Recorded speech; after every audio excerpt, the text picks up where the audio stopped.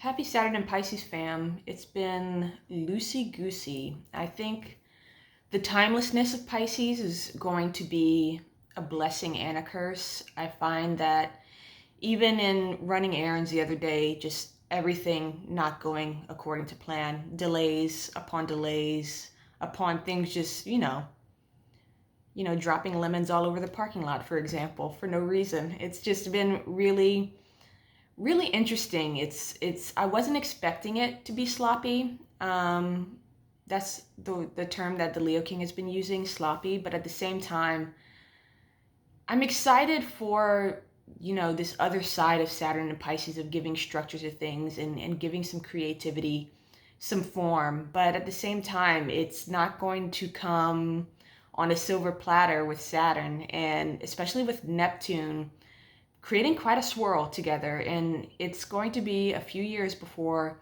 either one of them exit Pisces. So we're in it to win it, and this energy has been interesting. I wouldn't say weird. I know some people have been feeling weird, but I haven't been. I've been feeling like it's time to lock certain things in. It's time to take bigger steps forward, but at the same time, it's not about control. It's not about trying to figure out how to do it. It's about really listening to my process and honoring my process and having that trust. And it's interesting too.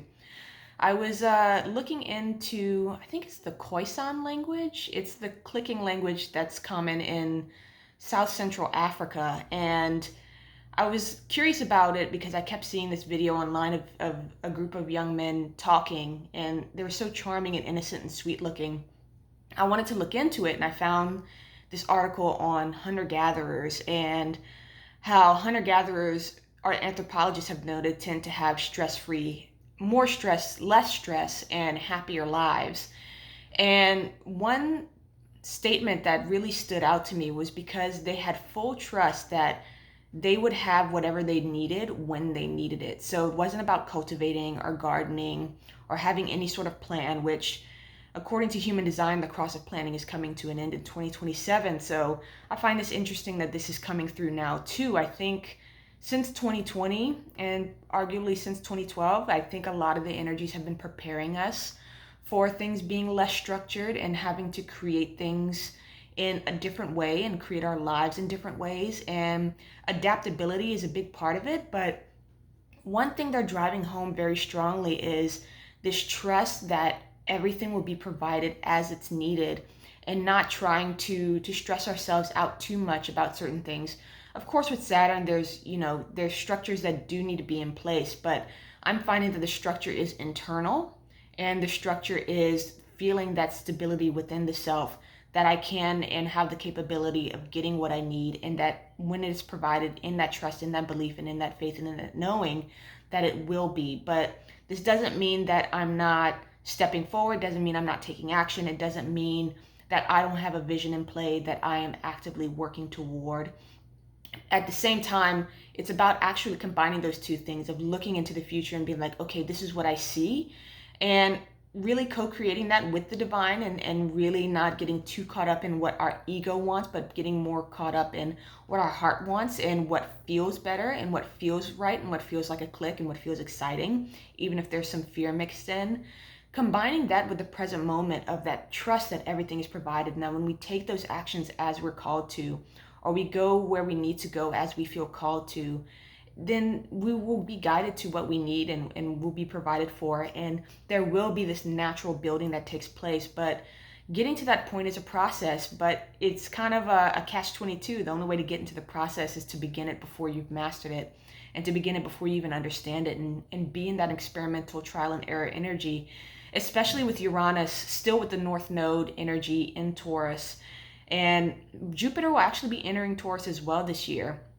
And we'll be having our final eclipse at the end of Aries with Jupiter there, and really bringing all these energies into play of really expanding our consciousness and expanding our value and expanding our understanding that what we need can be provided, and we're capable, and we can create through trial and error, through time and effort, through really listening to what our heart wants and allowing it to guide us. And You know, sometimes there'll be some rocky, some turbulent waters, but that's part of the process. I think the turbulence in the world isn't going anywhere, and it's about us being masters and being able to ground within ourselves. That is going to bring us forward. And really, it's going to be the people, regular people, who create a better world, not by, protesting or doing these big things, but actually by how they live their lives and how we treat one another. And our concern and our love for those, and feeling that connection for those who are suffering right now, but not necessarily lying on a sword or going into despair, but really being in our hearts and being in love in order to support others, even if it's as small as just energetically. And all of this is playing together. The divine doesn't manifest in a vacuum. Everything is always connected, and we're being reminded of that.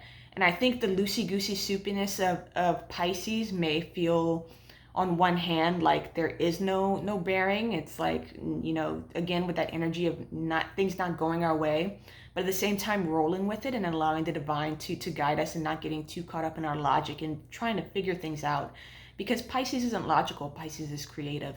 And so we can definitely bring some beautiful things into play in this energy, but not if we're trying to control too much, not if our ego is trying to force fit things because we think it has to look a certain way and we have expectations in how it's going to look and feel.